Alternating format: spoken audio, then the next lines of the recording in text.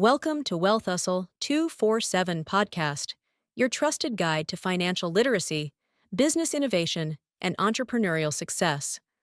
Learn how to grow your wealth, make informed decisions, and turn your ideas into profitable ventures. Looking for a smart, long-term wealth strategy?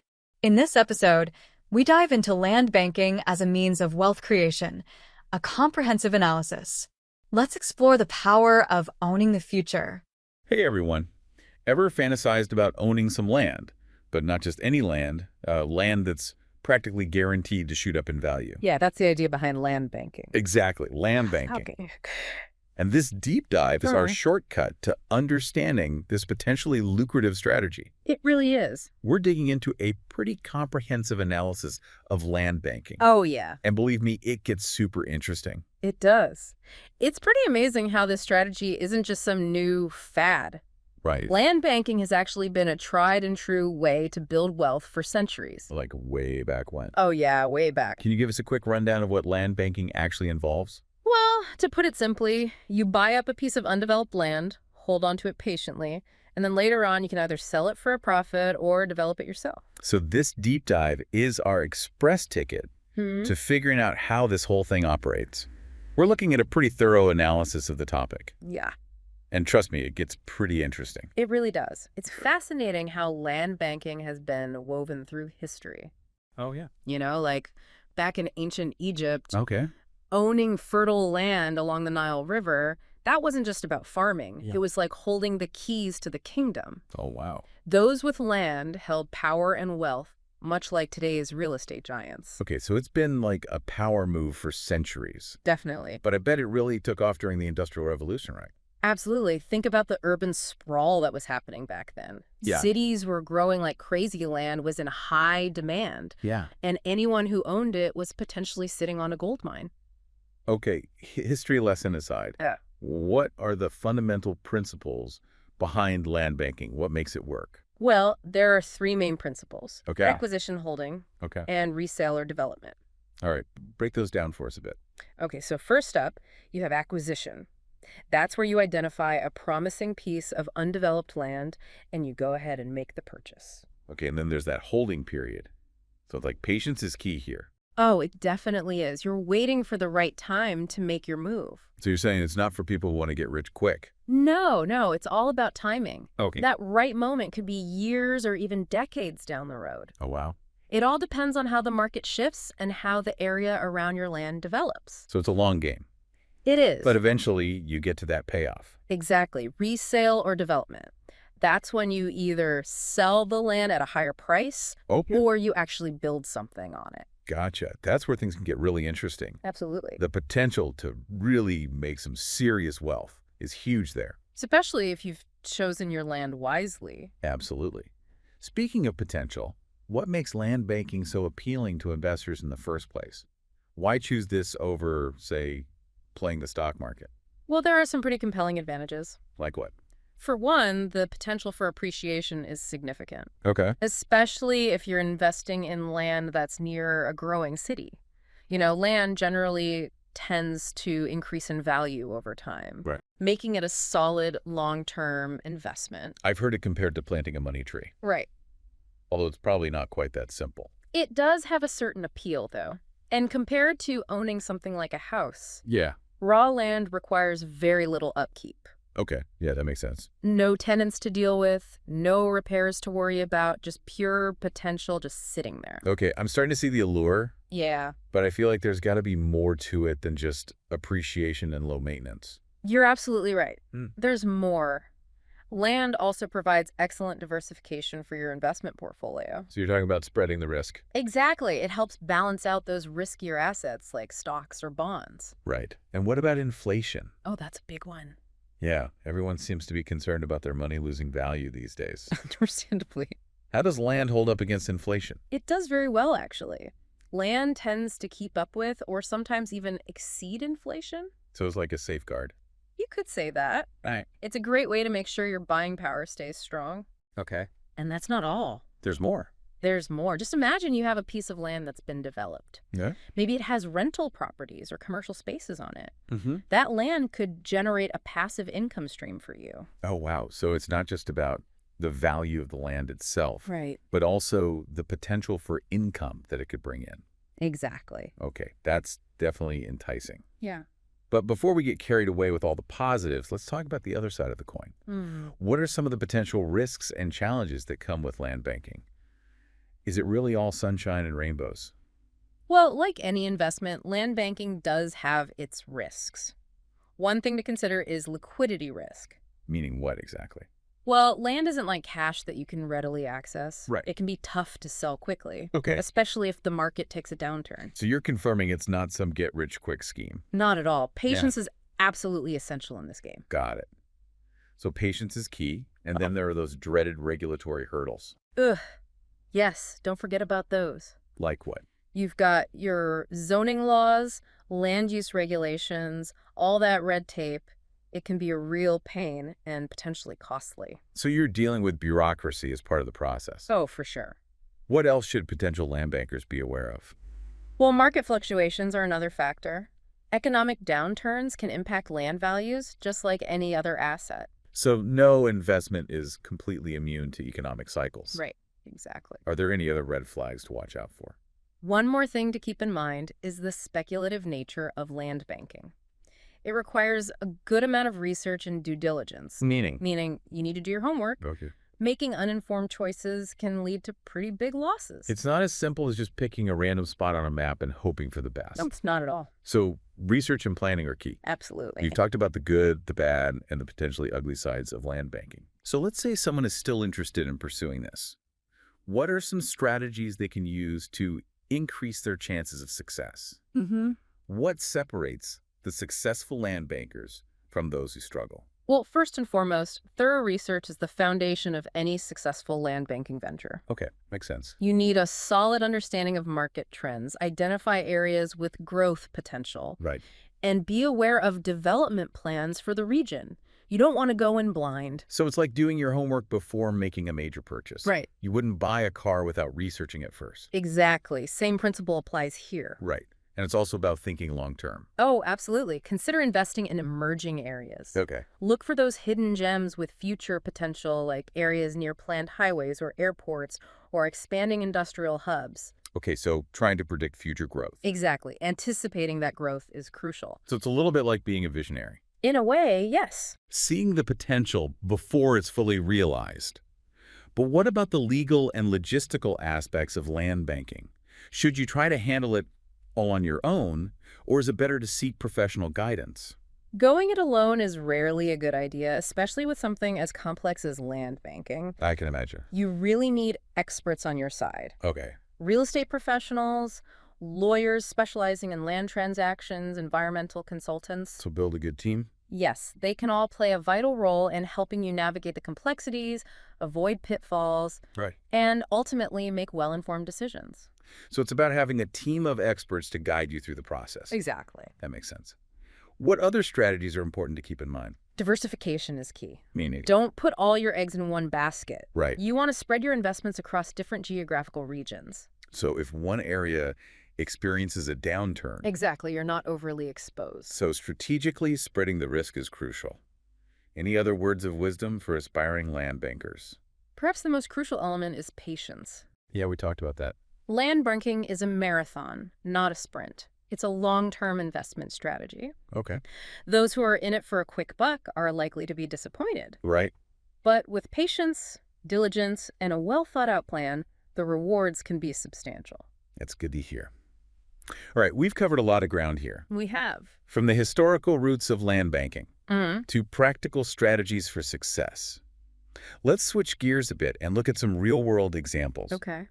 The analysis we're using today highlights some really compelling cases, including what's happening over in Nigeria. Right. Can you tell us more about that? Sure. Nigeria is a fascinating example of how land banking can yield some impressive returns, especially in a rapidly developing economy. Okay. Think about cities like Lagos, Abuja, Port Harcourt. Okay. They're experiencing explosive growth, Yeah. coupled with a booming population. So there's a huge demand for land. A massive demand. So if someone had invested in land in those regions, say, a few decades ago, Right. they'd be seeing some major returns now. Let's just say those early investors are laughing all the way to the bank. I bet. Major infrastructure projects, commercial development, Yeah. and just the sheer number of people moving into those cities have driven land values through the roof. Wow, that's incredible. Yeah. It really is a testament to the potential of land banking, especially in these emerging markets. It is. The analysis also mentioned land banking in the United States. Yes. What's the situation like over there? Is it as common as in other parts of the world?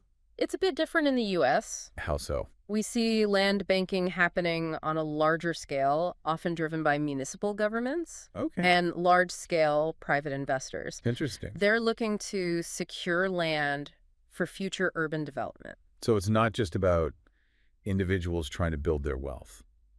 Not entirely. Hmm. There's also a strategic element at play. Okay. They're thinking about the future of their cities, Right. planning for growth and making sure they have the land resources to support it. So it's a different approach. It is. They gave the example of Phoenix, Arizona. Yes, Phoenix is a great example. What's going on there? Well, Phoenix has seen a massive population influx in recent years, Okay. and that's driven a surge in demand for housing. Right, supply and demand. Exactly. Land parcels on the outskirts of the city acquired back in the early 2000s have appreciated significantly. So even in a well-established market like the U.S., Mm-hmm. land banking can still yield some pretty impressive returns. Especially if you're able to anticipate future growth. Right. So whether it's an emerging market like Nigeria or a well-established one like the U.S., Yes, land banking can be a viable strategy. it can. But we can't talk about land banking without addressing the elephant in the room, Which is? technology. Yes. It's changing everything, isn't it? Without a doubt, technology is revolutionizing how we invest in land, making it more accessible and transparent. What kind of tools are we talking about here? Well, data analytics and geographic information systems, or GIS, Okay. those are real game changers. In what way? They allow investors to assess land value, analyze growth potential, and pinpoint potential risks. Okay. And they can do all of that with incredible precision. Wow. It's like having a crystal ball, but one that's backed by solid data. So it takes a lot of the guesswork out of it? It does. No more relying on gut feelings or speculation alone. Data is king. Data is driving the bus, for sure. Yeah. What other technological advancements are shaking up the land banking world? That's a good question. Well, online platforms are another major factor. Digital marketplaces have made buying and selling land easier than ever before. Wow, how so? You can literally access opportunities all over the world from your laptop. Really? It's a truly global marketplace accessible to anyone with an internet connection. That's pretty amazing. It is. It really democratizes access to land in a way that we've never seen before. I can see that. But what about security and transparency? Right. Land ownership has always been a bit of a tricky area. Yeah. How's technology helping with that? Well, that's where blockchain technology comes in. Okay, blockchain. It's adding layers of security and transparency to land ownership records, making it much harder for fraud to occur. So how does it work? Blockchain acts as a digital ledger, Okay. recording every transaction and making it virtually tamper-proof. So it's like a super secure record-keeping system. Exactly. It's a real game changer for land ownership. Okay, so technology is definitely transforming the landscape of land banking, making it more efficient, more transparent, more accessible. But let's not forget about the human side of this equation. When we talk about land and wealth creation, there are definitely ethical considerations to address. For sure. It's not just about the profits. No, it's not. It's about understanding how these investments affect communities and the environment. Absolutely. We can't ignore the social and environmental impact of land development. What are some of the key ethical considerations that we should be thinking about? Well, sustainable development is crucial. Meaning land use should aim to minimize its impact on the environment. We should promote responsible resource management Okay. and ensure that development is done in a way that preserves the natural world for future generations. So it's about finding that balance. Exactly, a balance between economic growth and environmental responsibility. And we need to think about the community impact as well. Absolutely. Development should benefit local communities, not displace them. Right. It's about creating shared prosperity, not just profits for a select few. It's about responsible development, not just maximizing profits at any cost. Well said. It's about recognizing that land is more than just an asset. It's a resource that sustains us, it's a foundation for our communities, and it's a legacy that we leave for future generations. Yeah, land is essential. Yeah. Land is essential. It sounds like land banking is this really fascinating blend of wealth creation, community development, and environmental responsibility. Yeah. It's definitely more complex than I initially thought. Right. As we start to wrap up this deep dive, though, what are some of the key takeaways we should be leaving with? What's the big picture here? Well, I think the main thing to remember is that land banking can be a really powerful way to build wealth, Okay. but it's not a magic bullet. Right. It's not some get-rich-quick scheme. It requires careful research, a solid plan, and of course, a lot of patience. So it's about being strategic. Exactly. It's a long game. It really is. And it's important to keep in mind that land banking doesn't operate in a vacuum. It has Yeah. the power to shape the future of our cities and our Yeah. communities, for better or for worse. Right. It can be a real driving force for economic growth, but it also comes with responsibility. Absolutely. Yeah. And with technology constantly changing, the whole landscape of land banking is shifting rapidly. Right. New tools and platforms are popping up all the time, Yeah. making it even more accessible and transparent. It's pretty exciting to think about the possibilities, It is. but we also have to be mindful of the ethical implications. You're absolutely right. So with all of this in mind, I have a kind of thought-provoking question for you. Okay, I'm intrigued. Let's say you're just starting out on your land banking journey today. All right. What type of land would you choose to invest in? Interesting. And what kind of impact do you think your investment would have on that community? Wow, that's a really great question. It makes you think beyond just the financial returns. Right. It forces you to consider the bigger picture, the long-term impact. Yeah. If I were starting today, I think it'd be drawn to land that has the potential to benefit the community in some way. Okay. Maybe land that could be used for sustainable development, affordable housing, or even green spaces. Those are great examples. I want my investment to make a positive difference. I think that's a great perspective. Land banking is more than just making money. Right. It's about shaping the world we live in. Yeah. It's about creating a legacy and leaving things better than we found them. It really is like we've uncovered this whole hidden world, It is fascinating. this intricate web that connects wealth, land, and the very fabric of our communities. Yeah. It is really remarkable how it all intertwines. And that interconnectedness is what makes land banking so compelling.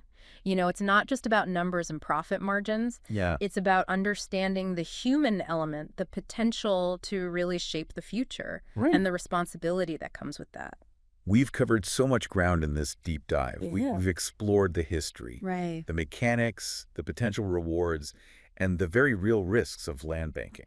We even touched on how technology is changing the field, creating all sorts of new opportunities and new challenges. It's a constantly evolving landscape. It is. So for anyone listening out there, Yeah. if you're intrigued by land banking, if you're thinking about taking the plunge, remember what we've talked about today. Absolutely. Do your research. Yes, knowledge is your greatest asset. Understand the legal side of things, the regulations, Talk to the experts, don't be afraid to ask questions, and never stop learning.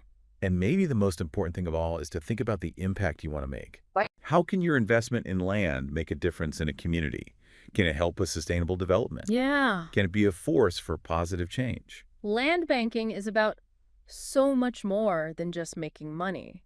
It's about building a better future for everyone. I like that. One well-planned development at a time. That's a great way to put it. What a thought-provoking way to wrap up our deep dive. Yeah. It's a powerful reminder that every investment, every decision we make Mm-hmm.